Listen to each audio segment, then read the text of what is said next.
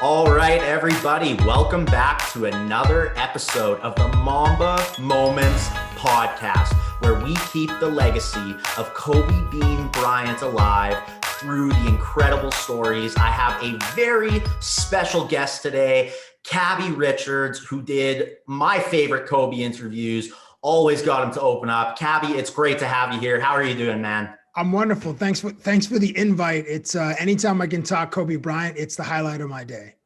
I'm happy to hear, and I feel the same way. So we're going to have a great time today. Now, Cabbie, you always got Kobe to open up in a really special way. 2016 last season, he started to open up with the media a little bit more. But with you, 2006, 2007, the Black Mamba, he was still a stone cold killer on the court. He would open up. You know, even one time in an interview, Cabbie was interviewing Kobe and asked Kobe if he could stay at his house. No problem.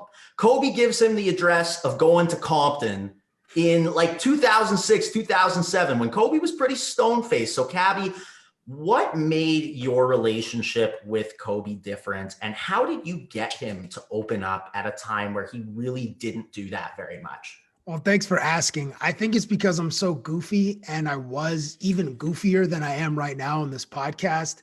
You know, I've always been a chubby, and because I ask such simple and off the wall questions, like out of left field questions, I think that helped Kobe trust me because I wasn't there with an agenda and I wasn't there to ask him about anything controversial. You know, in that particular interview that you cite, I brought like CDs for a sleepover, and also like, who has the gall to ask any athlete but Kobe Bryant, who kind of cagey with the media, to stay at his home and to like bring props or bring like pillows to a sleepover. So Kobe, I identified early on that like, oh, okay, this guy, I understand what he's about. It's a fun, playful bit. It's for entertainment.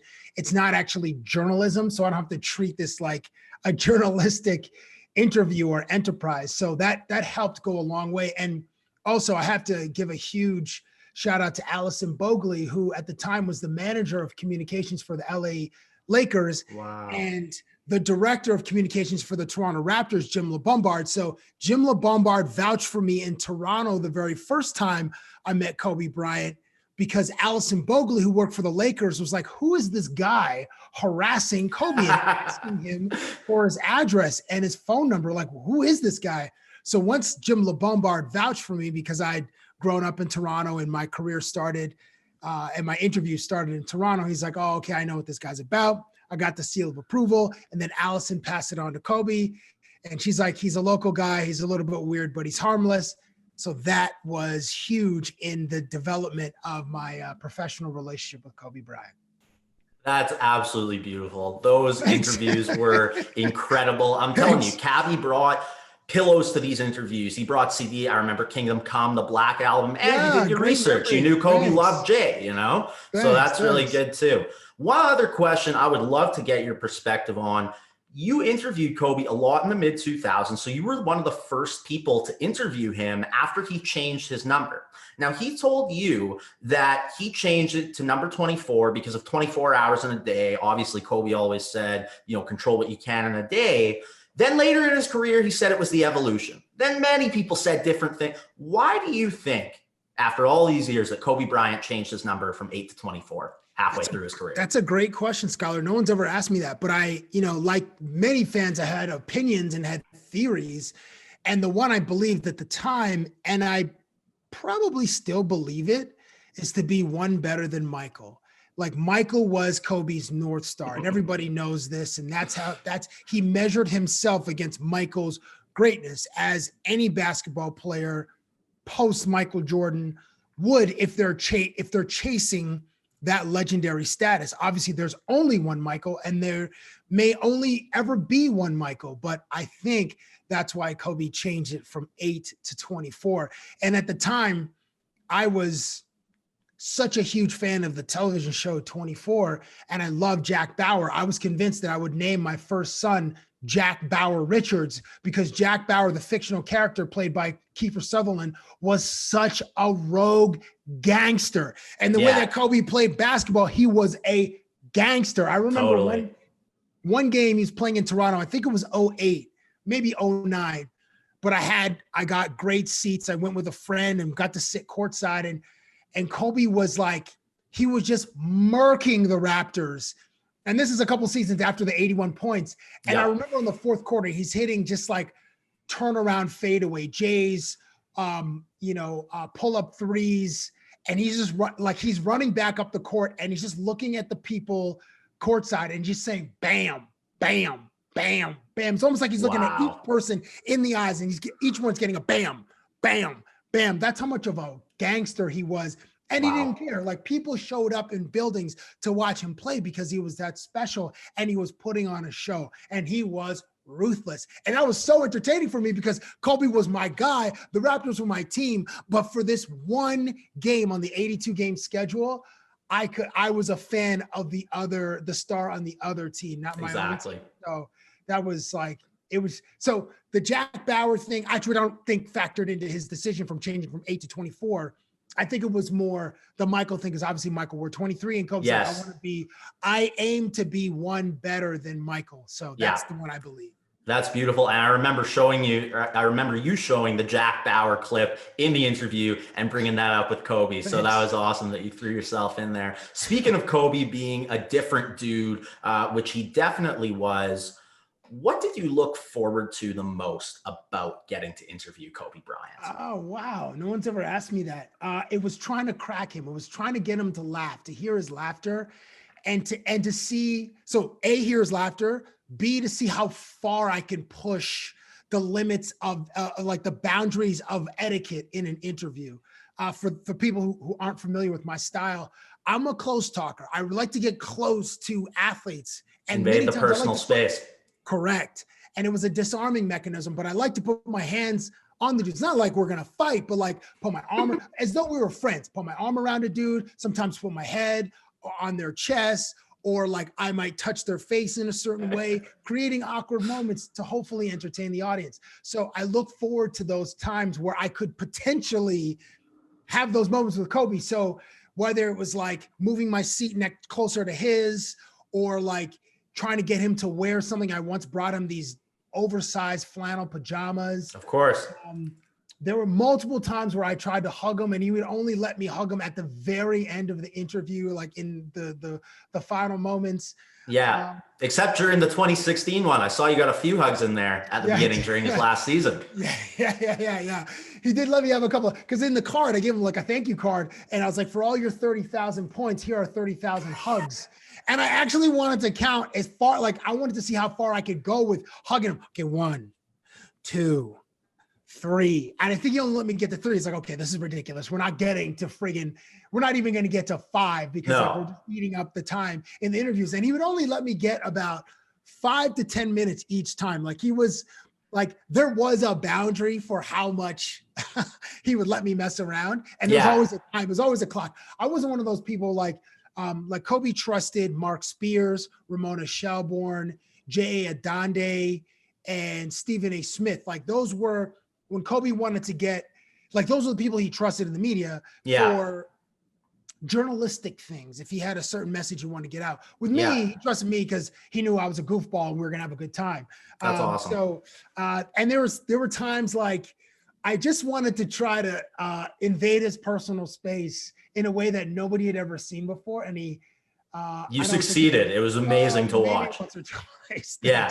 Thanks. No, scooching the chair over. There were always those little moments. He had the funniest sides afterwards, but he did an impressive job of it. And it was disarming. And it really did make Kobe more human for, kids like myself. I was 13 in 2006. Who were really growing up and loved those moments and grew up with that. When I think of hanging out with my grandma, watching sports, I go right back to that time of watching you in those interviews. So those people you grew up with, that's lots of what you did for people in Canada. And for anyone, in the United States or elsewhere watching it, please check out the Cabbie and Kobe interviews. They're phenomenal. Speaking of those interviews, what is your favorite memory from Kobe Bryant interviews? There's a lot of them, but what if you had to pick one favorite, what would it be that you got to do?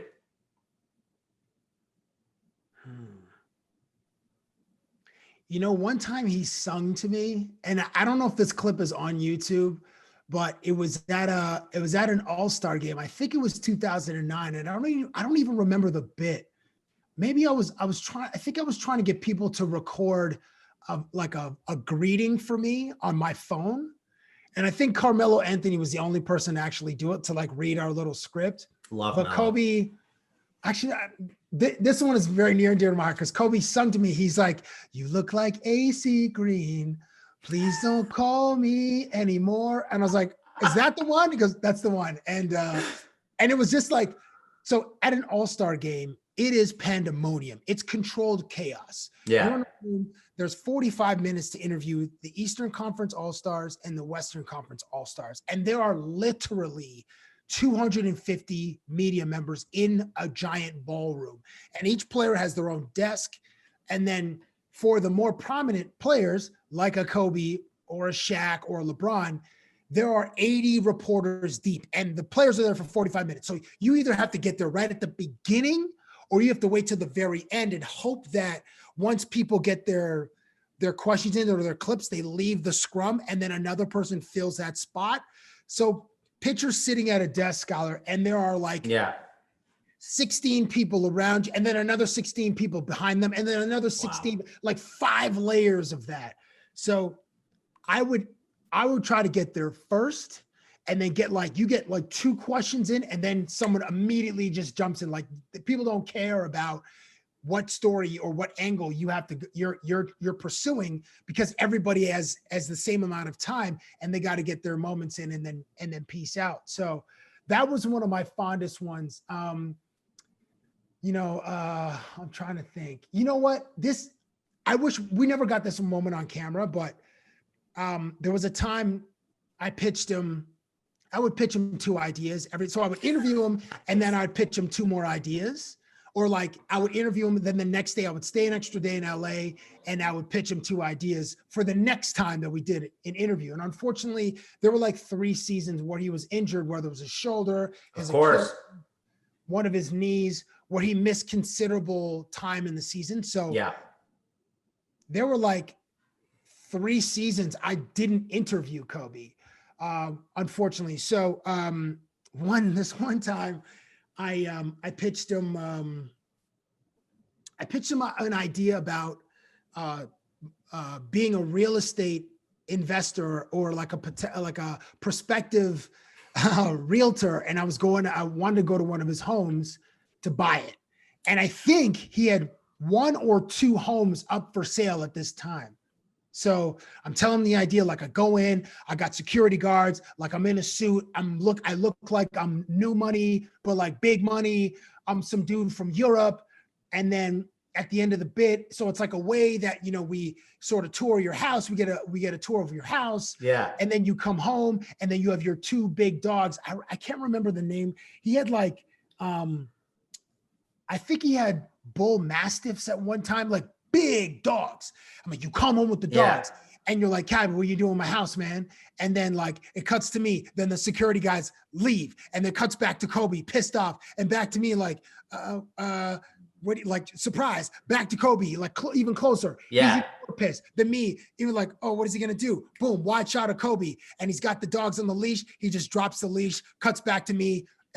It's like intense fear, and then cut to black, with the obvious intimation that these dogs just chew the hell out of my body and attack. Yes, that's hilarious. I love it. Thank you. I thought it was a decent idea. Kobe's like, I don't want to do that. He goes, and then he's like, write me some Dave Chappelle show. I was like, Kobe, Dave Chappelle?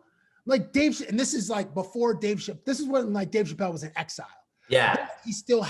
He was cemented as a comedic genius because of Chappelle Show. Absolutely. Brilliant stuff. I'm like, Chappelle Show, like Kobe, like Chappelle is a genius, like a comedic genius. Yeah. I'm a fat reporter from Toronto. What do you mean? Write some Dave Chappelle Show. But that was Kobe trying to push me, push the greatness. Push me to some level of greatness, or just push myself further to come up with something that he would consider doing. So the next time I pitched some ideas, one he really liked, but unfortunately we never got to shoot it. But that's what I really loved about him. So when he sung to me, it was a big moment. sending me to the church in Compton was a great moment. Yes. And then like obviously flying in his helicopter was the moment that people referenced the most often with Very me. special. Yes. And I was the only reporter that ever got to fly in a helicopter with him. So it was only reporter to ever get an interview in Kobe's chopper was Cabbie Richards. And that's so incredibly special, knowing what happened, of course. So speaking of this stuff about Kobe, obviously we're both big Kobe fans. I'll tell you, I've watched all his press conferences. One of his dogs was named Crucio after the Harry Potter curse. Kobe was a big Harry Potter fan. We were talking about the dog's name. So nice. There you go. Thank you for that. No worries. And so what was your favorite on-court memory of Kobe Bryant as a Kobe Bryant fan? That just sums up like Kobe the Black Mamba, whether it was the last game, a game winner, that Toronto, whatever. It starts with the baseline reverse the reverse slam in the Garden in 2004 on Latrell Sprewell. That's where it starts. Actually, no, he had against Denver. He had a full court alley-oop. He grabs it, puts it around his back, and then he dunks it with 360. Yeah, and a 360 without missing a beat. This is my favorite Kobe, and this is not a famous one. It was against Portland, and it was heading to, I think the game went to overtime. He was in the corner. It was LaMarcus Aldridge. God, who was the other center? I don't think it was Zach Randolph, because I don't think Zach and LaMarcus were on the Blazers at the same time, but it was another 7-footer. But Kobe was like, he got the ball between his legs. He did like a turnaround fadeaway 3 over 2 7-footers. And he sunk the shot. And it made me jump out of my seat. Yeah. And I was like, there was like so little space for that kind of maneuver, but he shot it because he was like uber confident, but he had the skill to hit it. And it was just an incredible shot. And I think they won in overtime. And this is like the Ruben Patterson, Kobe stopper era, but I remember for sure one of the defenders was LaMarcus Aldridge, because he's like either 6'11" or 7 feet tall or whatever. And it was just amazing. But obviously Kobe has a library of incredible moments. Yeah. There's, the lay-in against Phoenix to win game 1 in that one series. Yeah. Obviously 81 points against Toronto. 60 on the way out. Yeah, there's a few, there's Sacramento game winner. The time that we did fly in Kobe's, and I say we, my producer Dave Cricks and I flew in Kobe's helicopter. Yeah.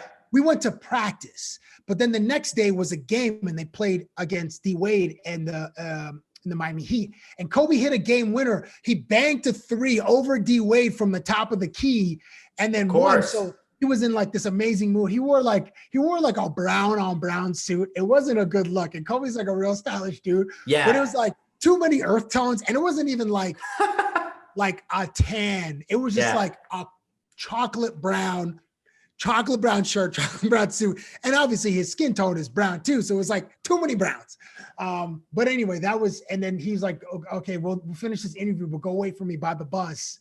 The Miami Heat bus. I was like, right now? He goes, yeah, go. But that's another great moment too, because that for sure sort of encapsulated that. Wow. Those 2 or 3 days that I had with Kobe in finishing with a game winner. So that was special for me too. The helicopter interview happened the day after he hit the running 3-point bank shot over Dwayne Wade game winner. It was the day before. So we did the helicopter interview the day before at practice, because we flew to practice. And then on a game, we didn't fly with him on the game, on the game day. Cause I would always interview Kobe on a practice day. I would generally interview big athletes on practice days, cause they're always in better moods. Yes. With the baseball players are the exception, cause when they have a day off, they don't go to the park. They just do whatever. So baseball players, I would interview on game days, but, and sometimes Kobe after a game, but that's only if they won. Because then if they lost, then it was just players aren't in good moods. And Kobe, who obviously wore his emotions on his sleeve, and if he was in a bad mood, you would know. Like you just know walking into the room and walking into like the Lakers, I was gonna say dressing room, but locker room. There's always like Kobe would come out live. He would take his time. But then it's like, I always had to be quiet because, you know, in that environment, there's only 30 minutes. Then you have to leave. Sometimes the guys have to get on the bus, go to the airport and go to the next city. But like, I didn't really get into my hijinks as much after the game because it was a more serious environment than being in the practice facility in El Segundo, California. So there's one time I brought Mike Richards, who is, I call him my baby bro. He played for the LA Kings, won 2 Stanley Cups in 12 and 14. So I brought him to a game once. Kobe dropped 38 points against the Steve Nash Phoenix Suns. We sat courtside at LA. After the game, I bring Richards into the locker room to meet Kobe, and Kobe is icing his knee. He's got like a foot bath going on, huge bags of ice on his knees. Wow. And he just wearing a towel. And I try to hug him when he's completely naked and just wearing a towel. And Kobe's like, come on, man, come on. Like, and I was like, yo, man, I just wanted to show my affection or whatever. And then Kobe's like, does he do this to you? And then Mike's like, yeah. But then sometimes he comes into the shower to hug us. Like, it's just really awkward. And Richards was just playing along with it. But that was a fun moment. But in that case, because he dropped 38 and because they got the W, then I was like, okay, I have a little bit more leeway to joke around. And certainly I was bringing in, I don't want to say a peer, another professional athlete. So then there's just a different vibe than it was if it was just me and my stupid goofy face trying to hug Kobe where he's basically naked except for a towel. That's hilarious, man. I think we've discovered something new here. I think Cabbie put Kobe in a good mood before the iconic Dwayne Wade game winner. We never knew that Cabbie might have played a role. Who knows? No, I can't take any credit for that. I would like to, but I can't take any credit for that. That's so cool that you were there for that era, though, man. That is amazing. So something really special about the Cabbie interviews was obviously all of us as basketball fans, we have a little bit of a dream of hanging out with our favorite player or getting to meet them. So in all of Cabbie's interviews and in all of your interviews, Cabbie, you would try to hang out with Kobe. What was the relationship like off the court? Did you guys hang out much? Tune in next week to find out the answer to this question and more on part 2 of our Mamba Moments interview with Cabbie Richards. And remember to donate to the Mamba and Mambacita Sports Foundation at mambaandmambacita.org if you are able. Mamba out, Mamba forever.